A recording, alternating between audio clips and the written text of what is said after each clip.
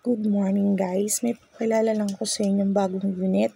Ito po ay si Kaya Homes, located po siya at Naik, Cavite. Ito po yung pinakabago naming Kaya Row House. Ito po ay napaka-affordable po. In just 6 months po pwede nyong mabuo yung DP niya.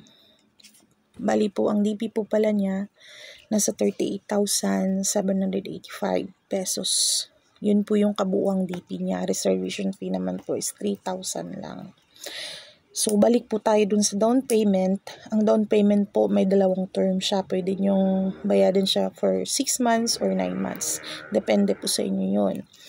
Bali po, pag kuhanin nyo po siya ng 6 months lang, ang magiging down payment po ninyo noon ay 5,964 per month po yun for 6 months. Then after po noon, mag-start na po kayo mag-monthly amortization for 30 years. Nasa 4,560 per month for 30 years.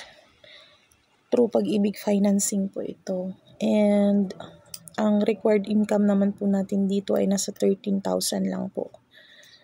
Kung gusto nyo naman po na 9 months para hindi masyadong mabigat, pwede rin po.